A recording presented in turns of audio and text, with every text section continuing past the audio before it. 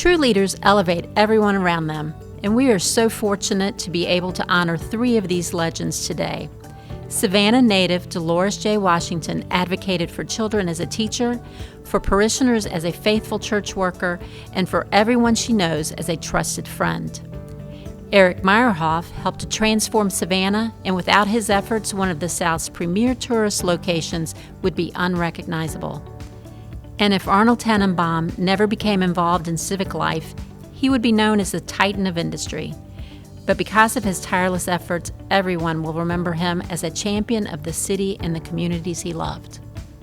Unfortunately, we lost Eric and Arnold earlier this year, but along with Dolores, all 3 have inspired, and all are the epitome of life's well-lived. Dolores J. Washington is well known across Chatham County for her 32 years in education, but that wasn't her original plan. My primary aim at that time was to become a nurse. But I had an experience that changed my mind about nursing. And the sight of all that blood changed my mind. And so then I decided I wanted to become a teacher. After 8 years as a 6th grade teacher, her love of English steered her into a new role. I decided I wanted to be able to touch more children of different grades. So I went into media. In those days, we called them school librarians. And I did my other 24 years there. While she's proud of her East Side Savannah roots, along with her late husband, Dolores decided to see the country. We wanted to visit the 48 states. At that time, it was 48. By the time he passed, we had done 46, but we then had 50 states. So I vowed I was going to do, the others, and I did. And what was her favorite state? Alaska. There was just so much in Alaska to see that I didn't get to see, and I was hoping I could get back there, but that was my favorite place, I think. And I like out west. It's beautiful out west. The other one would be the Grand Canyon. Her demeanor, I think, is one of the things that has helped her to maintain her life and be as agile as she is. For someone to be 90 years old and still moving and still involved in certain activities, yeah, she is highly respected all over the county and also in her church. For another Savannah native, Arnold Tannenbaum's career path must have seemed more direct as the oldest in his generation of the Tannenbaum family to run Chatham Steel. He was a good leader for a family business. Having a family business of 3 different families is not easy. But he did a great job, of leading and also keeping the family close and tight.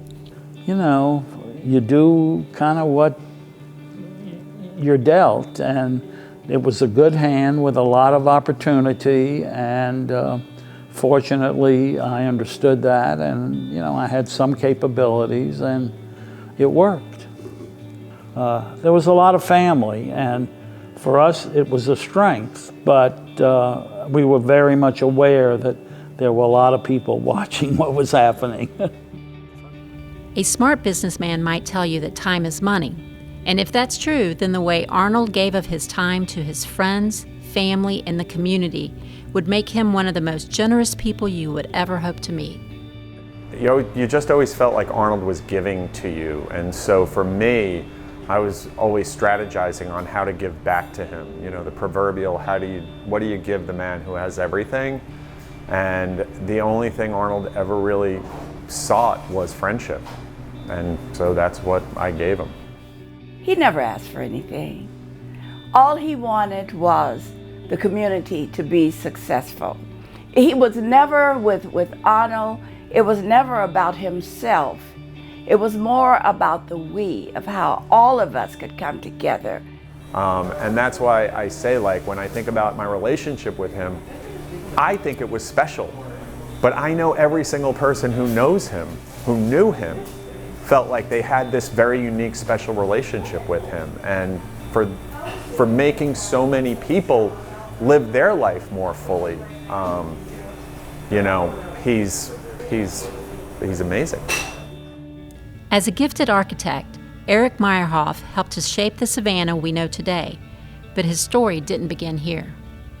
Dad was born in Arolsen, Germany in 1929, and that was quite a bleak time in the world's history, them being a Jewish family, and started to experience the rise of anti-Semitism there. And you know, his father, my grandfather, realized that things were getting really bad and that they needed to make a decision to get out. The Meyerhoff family found its way to Jacksonville, Florida, and Erich would eventually enroll at the University of Florida, where he would form a friendship that would come to define his professional career. And Erich, of course, it's hard to talk about Erich Meyerhoff without also talking about Bob Gunn, because you almost heard it as one word, Gunn and Meyerhoff. I didn't realize until I was probably in middle school or even older that when people were in business together, that was just a Monday through Friday 8 to 5 relationship. I thought that if you were business partners, that you talked on the phone every day, a couple of times a day, even when you weren't at work together, that you had all your holidays together, that you went on vacation together, that you went to football games together. And they were both Gator fans, and that made their lives together even better. And if they had a good year, everything was great. If they had a bad year, there was a lot of excuses. Like many cities in the early 1970s, Savannah had a growing problem with parking. And one idea to address it might sound crazy to us today, but that is only because of the vision of Gunn and Meyerhoff. And Bob and Erich got a hold of the Metropolitan Planning Commission's intention on turning the now River Street into a car park. And they went to John Rousakis at the time and they said, hey, you know, you can't do that. This is a beautiful waterfront. You should convert it and make it into a pedestrian zone. That project transformed this area from a forgotten, overlooked, seedy, scary area to an attraction. Erich's understanding of how people interact with the built environment helped to give us a place to gather and celebrate Savannah. As for Dolores, while you might expect a teacher to broaden her horizons through travel, her friends warned us that you might not expect a sense of humor that would leave you in stitches. We always looked to her every year when we had our Christmas social to provide the entertainment for the club. And she would have all of us just laughing with the stories that she would tell. And last time we were together, you know, she still has that knack for telling stories and making people laugh. Oh, I just like making people happy.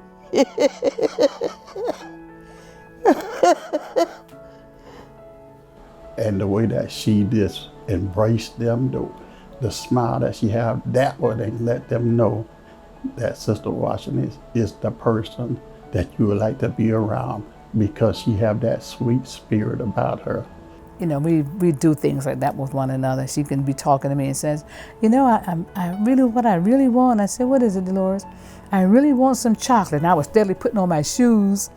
And when she said, I want me some chocolate candy, and before she knew it, I was ringing her bell. Went and had the candy in a bag and put it on the end of her mailbox. The Lord has made it all possible. And I think because one of the things that I've always thought of was treating people like I want to be treated, and you know, in so many ways it's coming back to me now. Treating others the way you want to be treated also guided Arnold through his involvement with the community. Arnold and his wife Laura Lee gave to Savannah for more than 60 years, and their loss earlier this year is one we continue to mourn. Arnold was involved in most philanthropic endeavors for any organization that was really worthwhile. You know, I mean, he was out there helping to make this a better community in many ways. I met Arnold Tenenbaum when we were working on Vision 2020, and it was a plan to see where Savannah needed to be. And of course, this was back in the 90s. And we worked very diligently, and you can see some of the things as far as businesses being involved with government, and to see how people can come together as a very diverse city. You know, there's some people that have these brilliant ideas like Facebook or Google. Well, that's not my gift. My gift, you know, is trying to help hold a small town together and bring factions together and be a diplomat. And that's probably one of the things that I was able to accomplish, both in business and in the community life, is to get people to the table. As I said, communication. So that's part of my legacy. And I have wonderful kids, and that's the biggest part of my legacy. His wife and 4 kids really were what drove him, I think, you know. I mean, and as he got older, that became even more important and more critical, and they loved him and adored him. His grandkids always wanted to be around him, and he wanted to be around them. The uniqueness of that, the uniqueness of the relationship between Arnold and Laura Lee, and how it all started, how they lived their lives for so many decades together, and you know, that when they were done together. And I think that just says, I think that all of us humans strive for the existence that they had together, shared with each other, bestowed upon their family, all of it. We were blessed to have Eric, and he was blessed to have his wife Harriet, son Mark, and daughter Margot. Eric loved children, and he always insisted on little touches like the tugboat sandbox on River Street, which they referred to as Margot's tugboat. The tugboat was one thing that just made him smile and makes everybody smile. And he said that kind of was, you know, that was his approach to everything. He was a big kid at heart, and he really just kind of wanted just to make people happy. So I think that, like, he always added a little twist of a design feature on everything that he did, which kind of brought back his little childhood, which I don't think he was able to have really. And the one place that he was most verbose was with children. He loved children. And a small child come in his view, that child was going to be gathered up by Eric. And he wasn't shy. In addition to like the tugboat, you know, for when they got around to remodeling our home, Dad actually built a tree house in between my sister and my rooms with a ladder, and we could climb up the ladder. And inside of it, he painted trees with us. And it was the coolest thing. And all of our friends who came over as kids just remember that to this very day, that, you know, having an architect as a father, he just had this wild mind of, you know, creativity, and it just shined through on everything that he did. As a Jewish immigrant who escaped the Holocaust, and as an Army veteran himself, it's fitting that Eric's last project is featured on the street that he helped to revitalize. And Mayor Otis Johnson, in his remarks at the dedication, called this the capstone of Eric Meyerhoff's great career of design projects, and I believe that's true. He had great pride in this project. I'm glad Eric was a part of my life. And I think those of us who were fortunate enough to have him as a friend were very fortunate people. Dad was a man of acceptance and just unconditional love for everyone, for his children, for people around him, and for his community. And I just feel that is a side to him that is overlooked for his, you know, professional accomplishments, because he really just accepted people for who they are and was just a fair and decent person, and was always just, you know, trying to help people understand one another. I really do feel like, Dad's upbringing, having faced discrimination as a child, made him so much more of an openly accepting person later in life. For Dolores J. Washington's advocacy, for how Arnold Tannenbaum championed our community, and for the way Eric Meyerhoff transformed our city, they are our 2020 Life Well Lived Award recipients. I've tried to balance with work, community, and family, and that's always a challenge, but in the end, that's the secret, I think, to finding the right kind of balance and trying to have fun when you do it, and do it with the values that you hold dear. If you can accomplish that, man, it's been a decent ride.